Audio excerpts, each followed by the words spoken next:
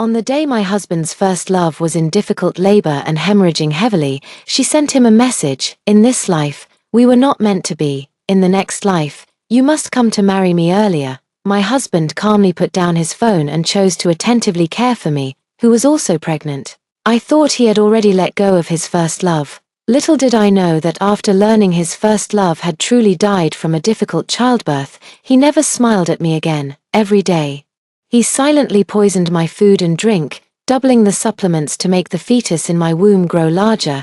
It wasn't until the fetus became too large for a safe delivery that my husband finally revealed his true face, screaming at me, "Rhea must have suffered just like this, right? If you hadn't forced me to marry you, how could Rhea have died so tragically? This is all you owe, Rhea.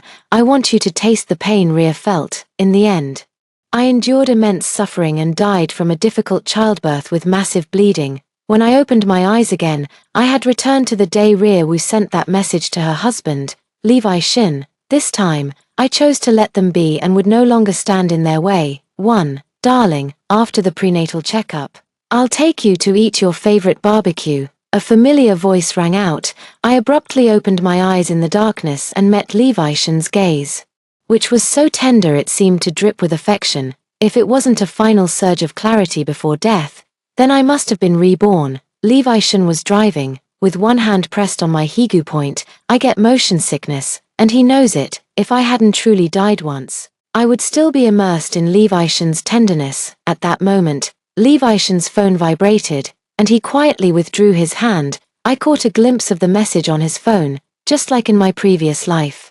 The text message was from Rhea Wu. In my previous life, I didn't even ask or pay attention. Even if I knew who sent the message, I still felt no sense of crisis. I trusted Levi Shin, hiding the hatred in my heart. I forced a faint smile and asked, "If you have something urgent to attend to, you should go ahead." I didn't deliberately point it out. 5 years of were enough for us to understand each other's thoughts. Levi Shin's face showed no emotion as he replied calmly, "It's just an insignificant matter. Your business is the most important." But after Levi Shin finished speaking, he gripped the steering wheel tightly, his knuckles already turning white. In my previous life, I didn't notice these things. Levi Shin was just pretending not to care, if he didn't truly care. Why did Levi Shin torment me day after day in my previous life when he learned that Rhea Wu died in childbirth? I can never forget the moment during my difficult labor when I was hemorrhaging heavily. Levi Shin's eyes were bloodshot as he gripped my neck tightly, his gaze filled with a ferocity I had never seen before. He said, "Ruby Reng, I've finally waited for this moment. I'm going to make you experience everything Rhea went through. Do you know, I never loved you. You forced me to marry you. If it weren't for you, how could Rhea have ended up married to that irresponsible trash? If it weren't for you, Rhea wouldn't have died so miserably, and I didn't even get to see her one last time. Ruby Reng, go to hell." I had no time to process the shock of it all, only the unbearable pain. I cried and begged Levi Shin, pleading with him to save me. Levi Shin's eyes were icy cold. Without saying another word, he simply watched as I bled heavily, struggling in agony until I died. Levi Shin stopped the doctor from saving me. After I died, Levi Shin didn't even collect my body.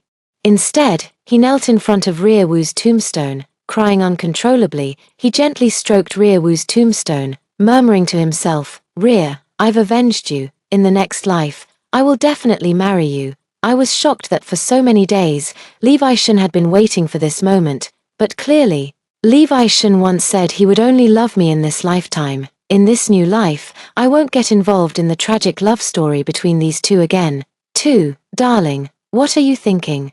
You're not upset because Rhea Wu contacted me, are you? Levi Shin suddenly stopped the car, and his voice pulled me back to reality. His eyes were clearly filled with concern, but as I recalled the tragic death from my past life, my back was already soaked in cold sweat. I forced a faint smile. "Levi Shin, you should go check on Rhea Wu. After all, a life is at stake." I caught the unexpected expression on Levi Shin's face, but I had no idea what he was thinking. Was he puzzled by my sudden generosity, given how possessive I used to be toward him, or was he already eager to rush to Rhea Wu, just waiting for me to say it? In the end, Levi Shin still insisted on refusing. I didn't want to see Levi Shin's insincere demeanor. My stomach churned with discomfort. So I suggested accompanying him to the hospital to visit Rear Woo. Levi Shen finally agreed, but I clearly saw him secretly breathe a sigh of relief, his brows relaxing. Actually, Levi Shen was right, I really did love him back then, but he never refused either. At first, Levi Shen was just a small employee in my dad's company. If it weren't for dating and marrying me, he wouldn't be in the position he is today. My mom passed away early, leaving my dad to be both father and mother. Unfortunately, before I got married, my dad was also diagnosed with a terminal illness. My father never thought highly of Levi Shen, but because I liked him, my father, lying on his sickbed, insisted on hearing Levi Shen promise to love and protect me for a lifetime before he could close his eyes in peace. Back then, I thought Levi Shen had some genuine feelings for me. Unfortunately, it wasn't until after I died in my previous life that I found out he only wanted to take advantage of my family's wealth. His lingering attachment to Rear Woo was only because, during the years he loved her most, he had nothing to offer her. After I died, he had everything, but unfortunately, Rear Woo was no longer around. From beginning to end, I was nothing but a joke. As I was reflecting on the events of my past life, the car came to a stop. Levi Shen looked at me with a hint of guilt in his eyes, but he still gently helped me out. I subtly avoided Levi Shen's touch and forced a casual smile. The baby is only 2 months old, I'm not that delicate. For Levi Shen, this was the first time I avoided his touch. In the past, I always loved sticking close to Levi Shen. Even the slightest physical contact would make me happy for a long time. Levi Shen froze in place for a moment, but still turned and hurried toward the hospital. His steps were rushed, as if he had forgotten that I was following behind him. Such eagerness had long betrayed Levi Shen's inner concern for Rear Woo, even though I had already made peace with it. Seeing Levi Shen like this still involuntarily stung my heart. 3. When I slowly walked over, Rear Woo was crying in Levi Shen's arms. I thought I would never see you again. Why did you marry someone else? Rear Woo's pitiful appearance, combined with her pale complexion, was truly endearing. Even an outsider like me was moved. It was as if Rear Woo hadn't married someone else. Levi Shen tightly pursed his lips and did not respond, yet his hand still honestly stroked Rear Woo's back. After learning that Levi Shen and I were together, Rear Woo hastily married someone. 6 months ago, that man got into trouble and was imprisoned. Yet she became pregnant. During that time, Rear Woo sent countless messages to Levi Shen, pouring out her hardships. Levi Shen appeared indifferent, but he secretly sent her money behind my back. I never had a clear concept of money to begin with, and I paid even less attention to every penny Levi Shen spent. If he hadn't slipped up in our previous life, I might still have been someone else's ATM. The nurse rushed in and bumped into me, causing me to lose my balance and nearly fall. You must be the pregnant woman's husband, right? Hurry up and sign the surgery consent form. Don't delay her treatment. Levi Shen didn't deny the nurse's assumption and hastily signed the surgery consent form. I stood at the door, feeling like an outsider. In his previous life, Levi Shen refused to sign no matter what. Indeed, Rear Woo held a significant weight in Levi Shen's heart. As Rear Woo was being wheeled away, she passed by Levi Shen, holding his hand reluctantly with reddened eyes. Levi, I'm scared, will you stay with me? Just as Levi Shen was about to agree, he suddenly caught sight of me, and his words got stuck in his throat. I just curled my lips. Go ahead, after all, it's a human life, with my consent. Levi Shen didn't hesitate for even a moment, pulling Rear Woo straight to the operating room. The ward instantly fell silent, and my thoughts gradually cleared. If Rear Woo's condition were truly serious, she wouldn't have waited until Levi Shen arrived. I didn't want to expose this kind of trick either. After a long while, Rear Woo was finally wheeled out, still clutching Levi Shen's hand tightly. The nurse looked at her with envy. Your husband is so good to you. Other men would have run away at the sight of such a bloody scene.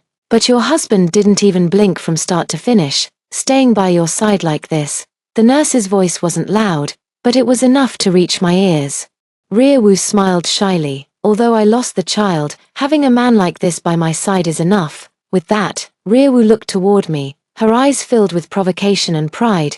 Indeed, Rear Woo had every reason to be proud. Although Levi Shen married me, his heart has always belonged to Rear Woo. I didn't stay any longer and turned to leave. Such a warm and sweet moment should be left to them. Through the glass, I saw Levi Shen looking at my back, his foot seeming to lift slightly. But at Rearwoo's soft call, his gaze immediately shifted to her. The two of them returned to the ward together. I stood downstairs, my body trembling from the cold, having forgotten to bring my coat when I got out of the car earlier, and Levi Shun, who has always taken good care of me, didn't notice this minor detail this time either. For, when I took a taxi back by myself and looked at the house we had lived in for many years, which was filled with traces of Levi Shun, I felt inexplicably irritated. The sweet memories of the past are still vivid in my mind. Levi Shun cooked for me personally, washed my underwear, and if I casually mentioned what I wanted to eat, even in the middle of the night, he would drive all over the city to find it for me. But all of this turned out to be fake.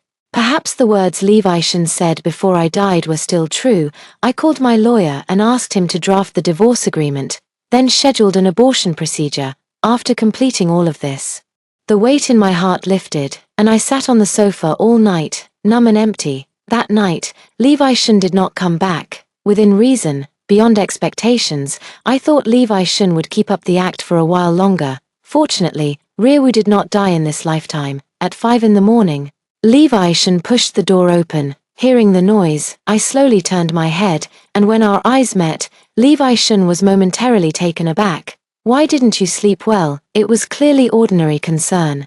Just like usual, but I could no longer detect any emotion in it. Indeed, a person only has one heart. When you care about one person, there's no room left to care about another. Before I could speak, Rearwoo slowly stepped out from behind Levi Shun, a smile playing on her lips. "Sister Ruby." Levi insisted that I come stay at your place, saying there's no one to take care of me right now. "You don't mind, do you?" I furrowed my brow and looked at Levi Shun, who avoided my gaze without saying a word. Even the dullest person could understand the underlying meaning in Rearwoo's words. She was showing off how Levi Shun would go so far as to upset me for her sake, and if I refused, I would be the unreasonable and unfeeling one. I feel sick, not because of their sweet intimacy, but because the house is mine, and Levi Shun brought an outsider back without my consent. I let out a cold laugh and retorted to Levi Shun, "Shouldn't you have said something to me?" Levi Shun was like a cat with its tail stepped on, immediately flying into a rage out of humiliation. "Ruby Reng, don't be so cold-hearted. Okay, Rhea has no one to take care of her now and almost died in the hospital. As her friend, shouldn't I help her? You are my wife, you should be a little kinder to my friends." With just a few short sentences, Levi Shun positioned himself on the moral high ground. If it were before, I would have endured it, because I loved him and catered to his every need.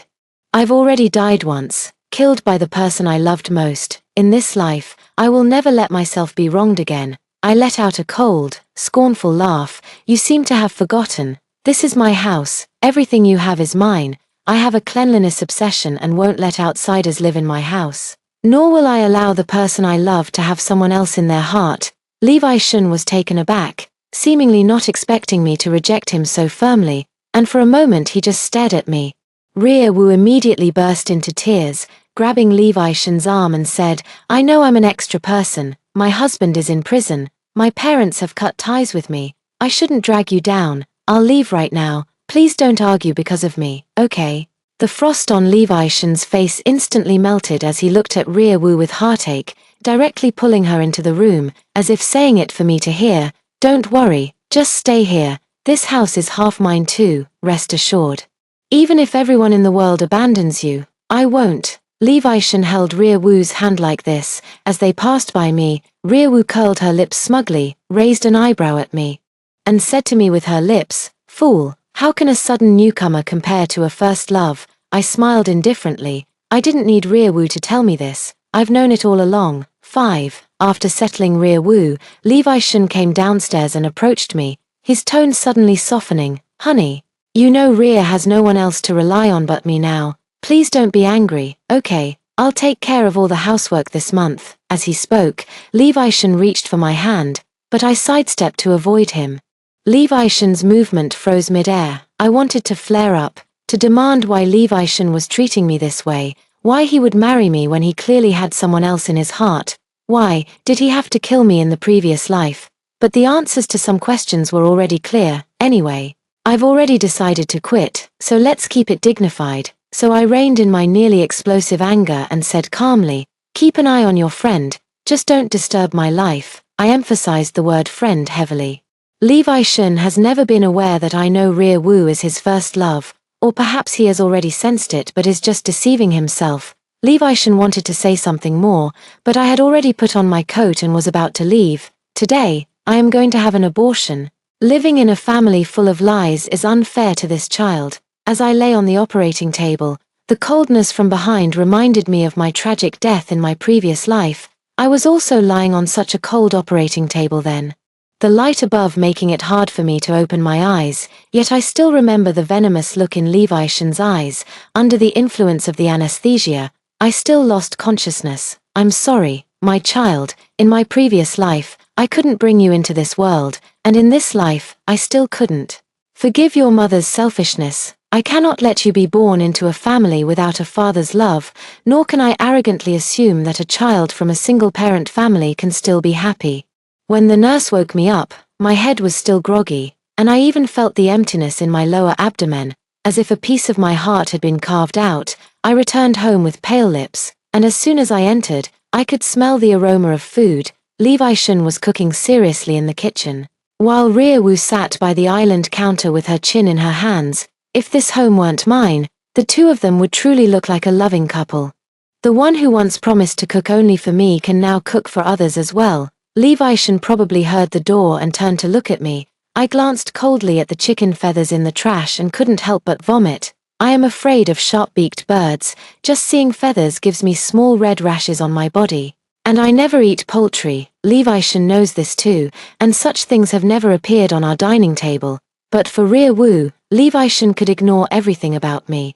Levi Shun followed my gaze to the chicken feathers that hadn't been thrown away yet and explained guiltily, Rear is weak now and needs to be nourished. I'll clean it up right away.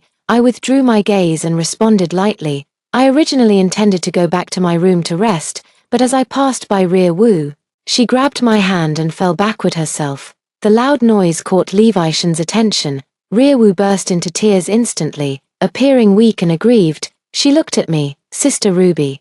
I know I'm in your way here. If you tell me to leave, I'll go right away. There's no need for you to push me just to vent your anger. Levi Shun didn't even have time to dry his hands before rushing over. He pushed me hard, and I fell to the ground. I felt a warm, wet fluid flowing from my lower body. When I looked down, I saw that my white pants were already stained red with blood. Ruby Reng, you knew perfectly well that Rhea just had surgery and is still so weak.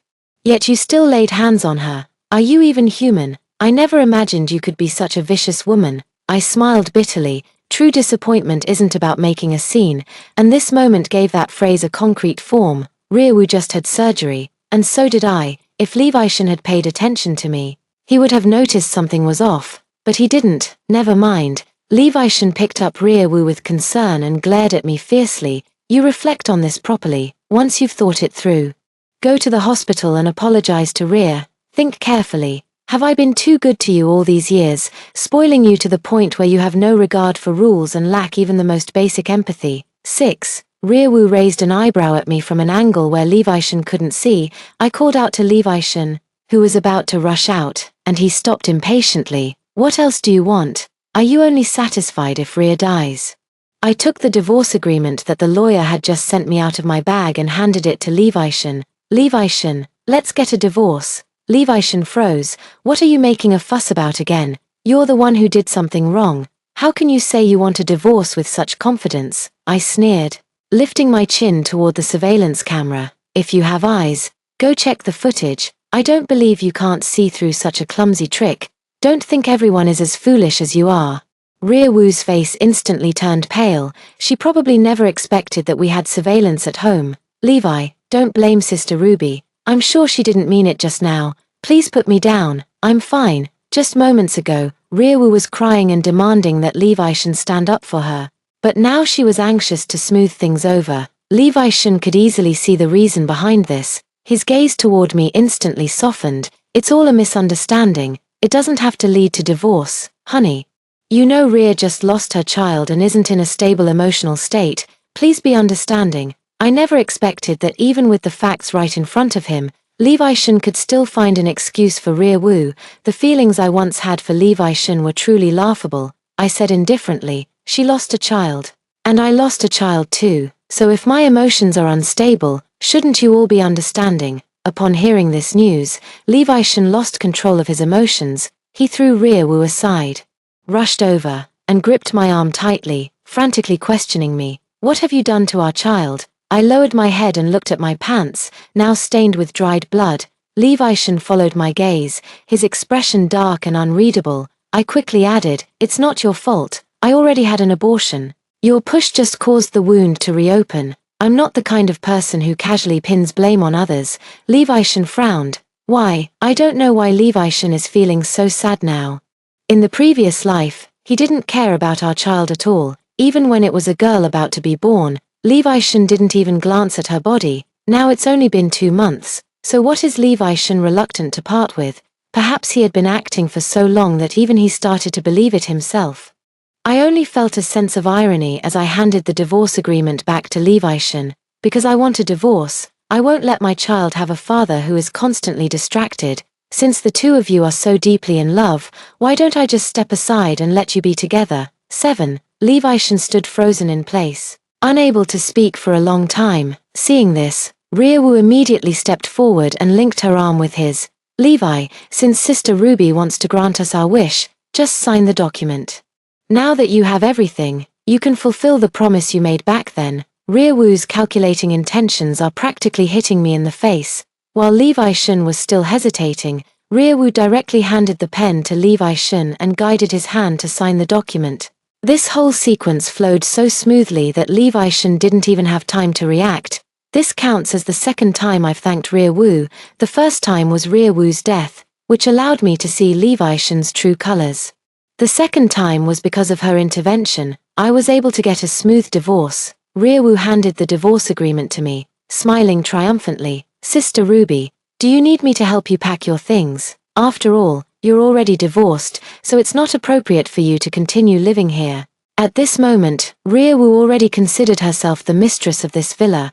I unhurriedly placed the divorce agreement into my bag and smiled gently. Miss Wu, I don't think you're aware yet.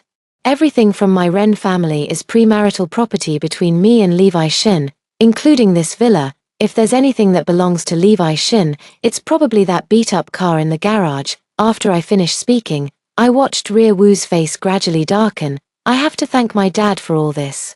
He told me not to give anything of our Ren family to outsiders. I had a prenuptial agreement done before marriage. After the divorce, Levi Shen won't get a single penny.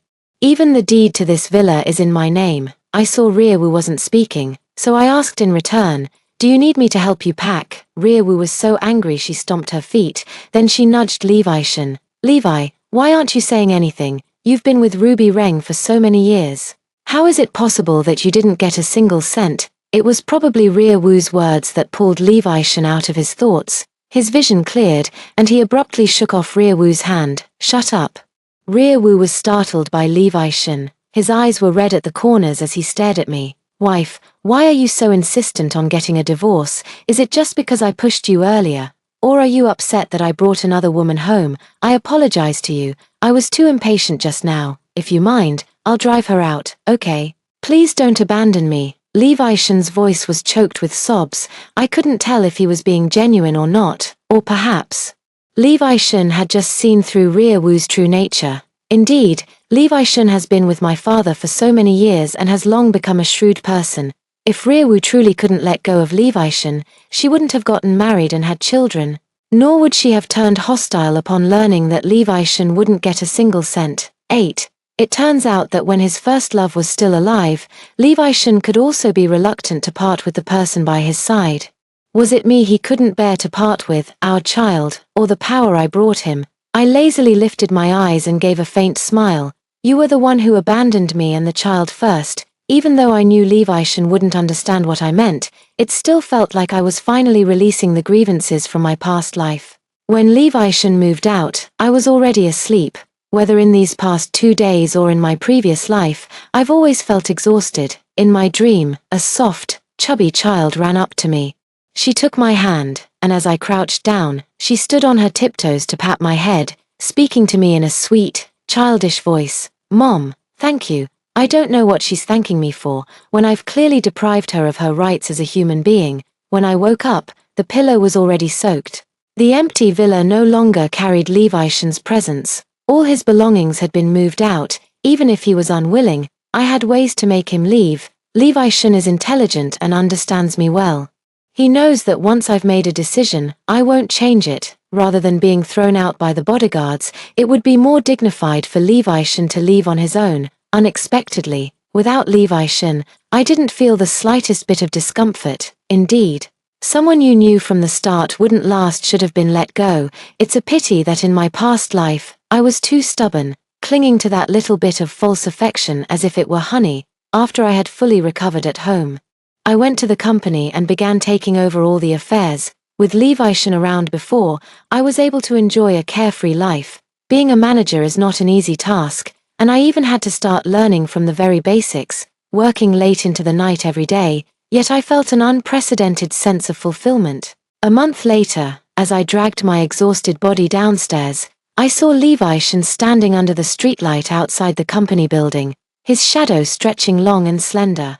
Over the past month, Levi also tried to contact me, but I blocked him. I heard from mutual friends that Levi was in a car accident. Although it was just minor scrapes, he also suffered a mild concussion. I didn't show too much concern, but I did ask a friend to deliver a fruit basket to him on my behalf. It was also a token of gratitude for Levi's dedicated efforts in managing the company for me over the years. When I saw Levi again, his hair seemed a bit longer, and his eyes were filled with exhaustion. I had intended to ignore him and walk right past, but Levi ran over and grabbed my wrist, his eyes holding emotions I couldn't decipher: guilt, regret, and affection. At this thought, I let out a self-mocking laugh. How could Levi possibly love me, Mr. Shun?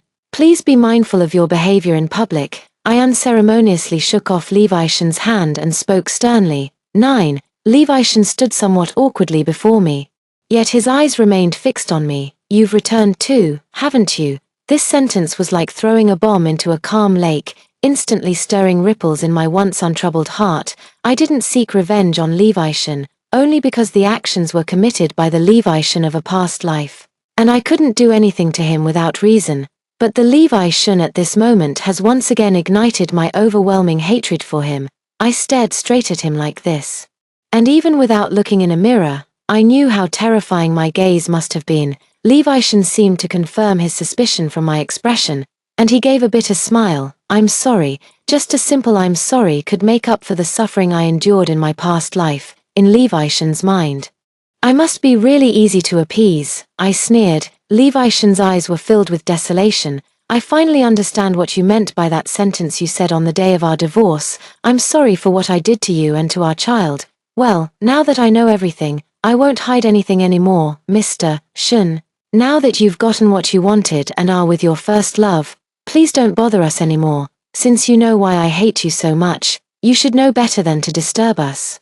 We have no relationship now, and no one will stop you from being with Reborn. Let's keep things dignified between us. Sometimes I resent my own kindness and soft-heartedness. I could easily ruin Levi, but all I want now is to stay away from him. After all, Levi isn't worth me having blood on my hands. Levi's thin lips moved slightly as he slowly stepped forward, raising his hand to try and hold mine, his face full of hesitation. I took a step back, feeling nothing but amusement. What, are you trying to make Reborn misunderstand? Levi's hand paused, his voice hoarse. I'm not with Reborn. You know, since you died, I haven't had a single peaceful night's sleep. I thought I hated you, but slowly I came to realize that the one I've always loved is you. Please give me a chance to make it up to you, okay? In my previous life, I didn't know much about what happened after I died, but seeing Levi's deep affection only made me sick. My eyes were icy cold. The reason you can still stand beside me completely intact isn't because I still have lingering feelings for you. It's because I've shown you mercy. I won't become someone like you, but if you continue to cause me trouble, I don't mind making you experience the same pain I went through. Levi wanted to say more, but he was frightened into silence by a single glare from me. I turned and walked away.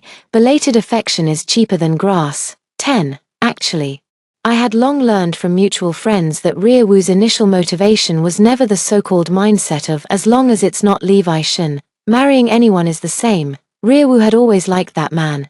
But she also wanted to leave herself an escape route, which is why she said those things to Levi Shin, making him think that Riewoo had married out of despair. Indeed, anyone with a brain should understand that Riewoo could have remained single and waited for Levi Shin all along.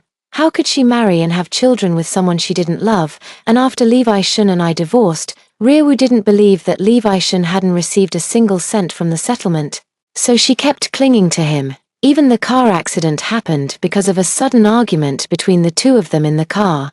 Riewoo asked Levi Shin to go and demand the property that rightfully belonged to him, but Levi Shin refused. Riewoo then made a scene, even grabbing the steering wheel. The car lost control and crashed into a utility pole. Although Levi Shin injured his head, his mind became clearer.